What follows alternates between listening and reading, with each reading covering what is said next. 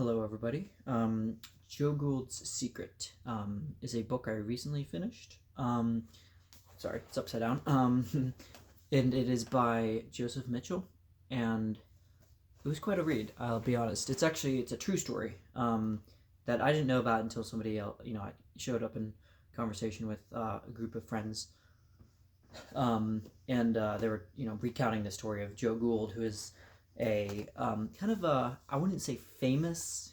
He's kind of seems to be a little bit obscure, but the best way I can describe it is an eccentric. He was like quite an exhibitionalist. He claimed to be the author of the longest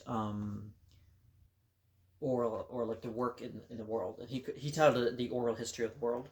But he had numerous different names for that, so he would call it like something. I think at some point he has it in a different language called like Nama Tempora or something, and then he'll like constantly kind of say that it's like, oh, it's over 9 million words long, and that whole that's him right there. That's a picture of him. Yeah, he was. Yeah, obviously this all took. When I first heard about it, I was with the idea that it was almost a little bit more contemporary, but this actually happened back in the span between like the 1940s, maybe even as far back as the late 30s. And Joseph Mitchell kind of, he shows different kind of two different timelines and two different perspectives that kind of come into a centered holistic perspective, I guess, depending on how you look at it. But that makes sense the more you get towards the end, and it's one of those stories where even if you spoil it, it doesn't really take away the kind of magic. But yeah, there's a kind of almost a for Joe Gould. He's a homeless man. Like I said, he's a very eccentric, flamboyant type.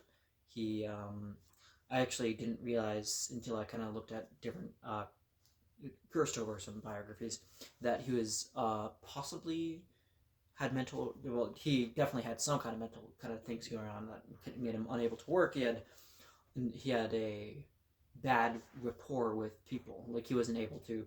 His father wanted him, and he was a. So this all takes place in the kind of bubble of New York City, Greenwich Village especially. That's kind of the most kind of bustling hotbed of all different these people in New York that are both homeless, but there's a kind of bohemian underground thing happening that are surging on the like right on the surface kind of subculture in the sense that maybe in the 90s grunge was a subculture that had a lot of people that were kind of coming from like one on one hand, like people that were like maybe homeless one day and then the next they're like in a really hit band or something. But it's kind of like that what happened in the 20s 30s, kind of in that almost modernist kind of period.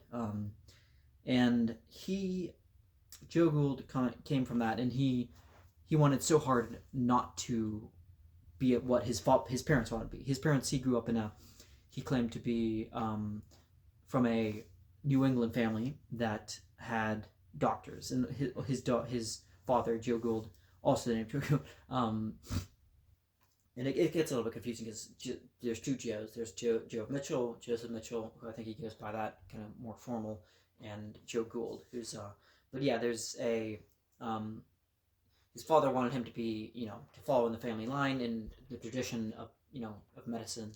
But he did go to Harvard University, and he kind of claims that kind of multiple times, like he kind of to the point where his iterating these so many different aspects of his life and family and stuff like that actually becomes a little bit of a tiring, because you start to understand what Joe Mitchell is going through in this whole kind of misadventures, but there's definitely an interesting kind of aspect to it. I found it interesting, but there's never a dull moment, but there's also moments where you feel like kind of a pity for kind of Joe Gould and like the plight that he has, because he's such a perfectionist. He keeps like rewriting these aspects of his novel over and over and over again, but nothing ever comes to fruition. He never gets a publisher, because even though there's times in his life when to put perspective in it, he was born in, I want to say like 1887, I think, sometime late 1880s, and he had I think in his own history he that he is willing to give, he because he's kind of selective. He calls himself Professor Siegel, and he comes off as quite the expeditionalist, and he'll go on these long, kind of not invectives, but just impassioned kind of monologues, just talking about how seagulls are the greatest, because he grew up with seagulls, and if anybody goes to any kind of coast, particularly the East Coast, I think about it for a second, but yeah, seagulls are, they are there's you get kind of just me thinking about the sound of them kind of gives me a little bit of a nostalgia, just because it kind of reminds me of like the few times I've kind of bumped up on that side of the for work and other things like that. But yeah, there's he kind of has this thing that he does where he'll like go to these parties, bohemian parties, where people will allow him in, and he's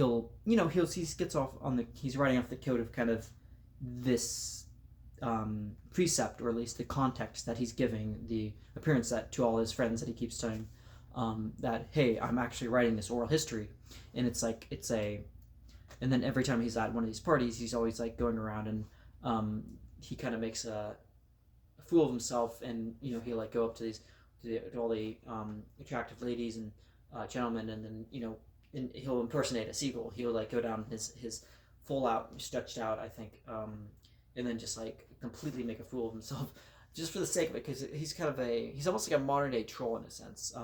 Not to kind of just like write him off as he's just like a pathetic guy, but he because that's a whole character arc to Joe Gould, is that you never know when to feel bad about him. Like, well, how much of this is stuff that he's completely thrown himself into, in his like, he could have had a life too, but he also dropped out of medical school, so there's this aspect of maybe the ethics of how we treat people in this world, in our society, as overused as a kind of phrase that's living in a society. But there's something to that. Like, what is the end goal here? Like, why do we leave these people on the side of the road? But at the same time, when you give them an extending hand, it's like kind of like you see that they're so stuck in their ways, and it's hard to completely show mercy and to completely give to show compassion for people when the addiction too is a thing too. And it's like, with Joe Gould, it was like more so just kind of drinking. He wasn't like a kind of flat out drunk. He wasn't like every single thing, but he was, he's the kind of guy that kind of just he felt the most comfortable telling his stories when he had a few to drink.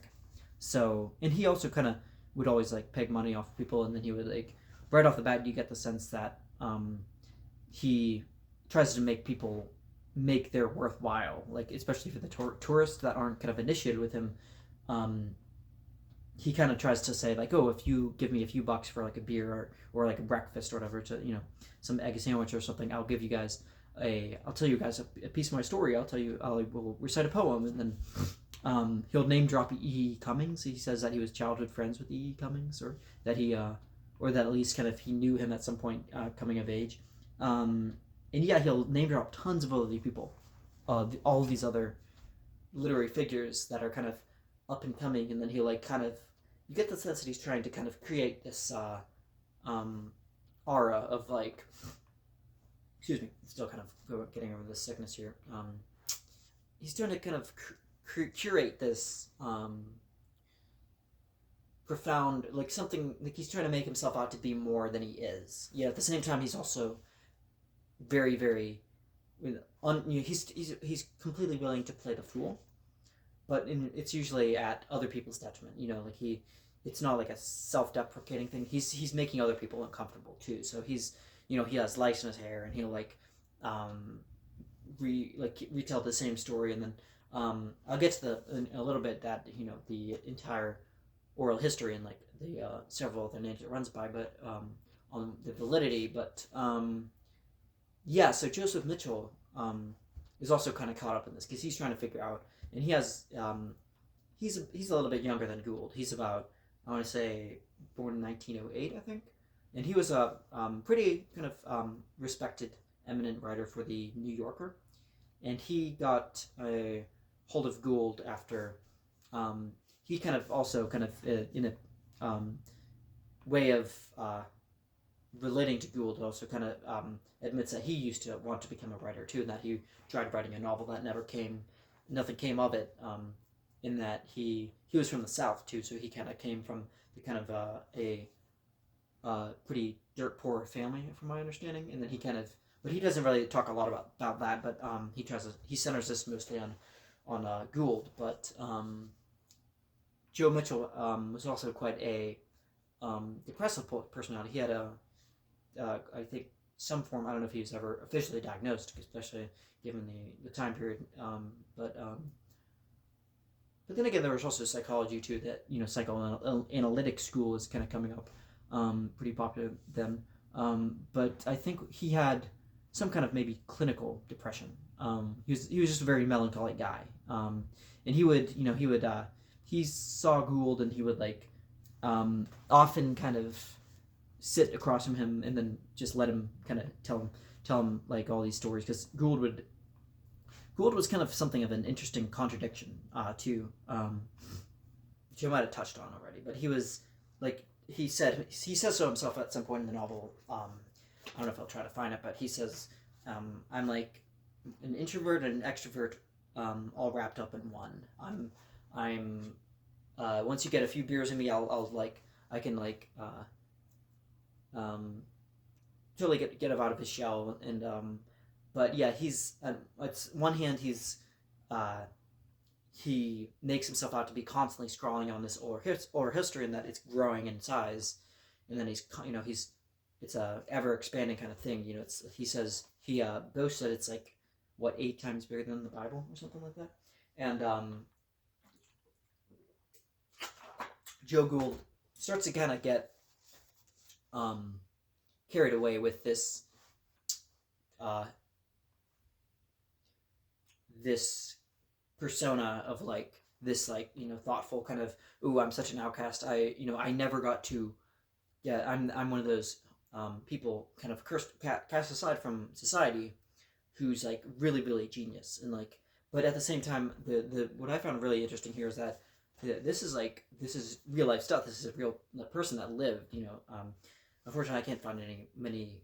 I don't think there's any audio or video interviews at all with Gould at all. But there is a movie. I'll get to it in a little bit. But I'm also mention it now because I might forget. But it's by Stanley Tucci. He directed. He's also kind of made a name not just as a pretty talented, prolific character actor, but also as a director too. And I didn't know he also directed until somewhere recently. But I heard that he made an adaptation of this book called, obviously, Jodi Cool's Secret, and he plays Joseph Mitchell in the movie. And I have not seen it yet, but I have. It's hard to find because I heard it was critically acclaimed, but also not like a box office thing. It was a very quiet release, and I'm trying to find if there's a streaming platform for it. But I might just buy the DVD. Depending on what's available, but yeah, I'll look into that. Oh, it stars Ian Holm too. The Bilbo Baggins. He's in a lot of other things too. Pretty acclaimed British actor. He was in some Pinter stuff. I think The Birthday Party, which I really liked. But yeah, he apparently does a really good job as kind of that capturing Gould and his very contradictory, polarizing nature. But yeah, so. The one thing is that Gould's whole thing is a double-edged sword. Is because he's on one hand he's convinced that he's cast away, like a pearls before swine, and that the world does not care about him. On the other hand, as soon as publishers start coming in and start giving him kind of the light of day, and they're like, hey, we might want to actually publish this behemoth thing that you keep talking about because we actually found this really interesting. He starts retracting, and he starts saying, oh no, the oral history is not nearly ready yet. It's it's scurried up. I scribbled notebooks, and it's all in composition books, and it's all stored up somewhere, but he never actually says where it's stored. So that's it's almost like a comedic kind of, but also you feel really kind of bad for everybody in the picture, but especially him, because he's you do realize that the kind of the jig is up, he keeps um, exaggerating the thing, and eventually what happens is like as Gould's and Mitchell's relationship kind of it kind of found there's like a trajectory that is like it's like kind of um, it's a very up and down kind of thing. There's like there's like a they're almost like reluctant pals in a way. They're like buddies. It's in one sense in a weird sense they're not like best friends. It's not like he's like because on one hand it's like it's probably it's like I can understand how it might be exhausting for Gould too, especially with his kind of depression as well, and how he saw kind of a I heard in a while I was like doing a little bit more research that he saw like a little bit of a confidant, or he related to Gould in a way because he saw that part of him was like coming that there were like two sides of the same coin almost. On one side, he was like successful on the image. He seemed maybe oh he's such a talented writing for the New Yorker. He's got it all. He's got a family, wife and kids, and lives in New York, and he's respected. But at the same time, there's this lingering kind of melancholy in this air of like he didn't earn it, or that he could have just as easily ended up maybe with the same kind of mental illness that Gould has, and maybe they kind of share that kind of thing. But yeah, there's this yeah. Every time that Gould gets a offer, he starts like claiming and then kind of changing his story so many times that people start to suspect that maybe the oral history isn't all it's cracked up to be. Um, and yeah, so he he keeps mentioning that it's like on a duck farm of some kind. That it's like, oh, I have to go on this separate thing on Long Island or whatever, and I have to, it's like it's not in the city. I have it stored as a friend's house, and I have friends during the war, like during World War II, obviously, because the fear of like a nuclear fallout, and finally in 1956, I think, at the age of 60 something, I want to say like late 60s, 67, he Joe Gould falls over, and in the street he has kind of a not a stroke, but a he just kind of he's getting kind of weary in old age, and especially having the kind of lack of nourishment that he had as a homeless person. He's like kind of living day by day, and unfortunately, the drinking and the the cigarettes, the constant smoking the butts of other people's cigarettes, and which is probably pretty common for a lot of people homeless in the day. But it seems that at this point he's kind of finally the I think it's the way it happens is that the Joe Gould, or sorry, Joseph Mitchell kind of has like a bit of a falling out with him, where he's like kind of like he feels like he's leading Gould is leading him around in circles, and that he's never going to actually come to fulfillment or come to terms with the fact that he's like, okay, well, if you're such a hotshot and you're writing this huge oral history, why can't I see like one thing? Like you keep sending me the same like 3 essays, or handful of like little essays that are not really anything more than just like kind of rewrites. So he's starting to kind of doubt the whole thing and just tire of Gould, and then he takes a break, but then he feels kind of bad because he sees Gould as like in the hospital now, and then he's like in a kind of care unit, and then is kind of now is in his final days, and then he comes to visit him, and I think that it's happening different in the movie, because I heard that in the movie, because somebody else told me, spoiler alert if anyway, but I think in the differences that it has is that in the book he never tells straight anybody that the oral history was fake. People still, even as Gould dies in the hospital, and long after his death, people, or pretty much right after his death, people start searching and going far and wide. There's like all these different kind of publishers and kind of bohemian, artists and people that were friends with Gould and kind of were intrigued by what he had to say. Were going around and trying to search every last crevice of like Greenwich Village and all these houses, and they never found a scrap of anything. I don't think, aside from those few essays. So it's just it's a kind of disheartening, but also kind of I don't know, like kind of a little bit of a kind of a bittersweet story, because there's like there's like a hope there that like he just this aspect to that life just gets in the way. Like he just kept on, he would have like in the movie this is I think explained more where he actually admits on his deathbed to Joseph Mitchell that the whole thing was like a joke that was made up. So but so there's a something that like he would have written it, but there's so many different things in life that kind of got in the way. But yeah, so I think that's all I have for Joe Gould's Secret. I'll keep you guys posted about anything else, and I have been working a little bit more recently. I've full time, but I'm not sure if I'll be how much longer I'll be working this kind of schedule. It would be nice to have more time to do these things, but also do maybe different kind of videos too, like more off the cuff rambling stuff, as if this wasn't rambling enough. But yeah, in life right now I am reading, what am I reading, Hubert Selby Jr.'s Last Exit to Brooklyn, and it's a rough read, man. I'm not like a big on that kind of the way he how explicit it gets, but maybe there's something out of it. I don't know. Maybe about the end it will have some kind of saving grace, but I'll get to that later. And also reading, finally got around to The Periodic Table by Primo Levi, and he was on my list for quite a while. At least far back as when I was reading kind of that kind of stuff like Viktor Frankl, stuff like that. But yeah, so that's all I have for now, and I'll see you in the next one. Thanks.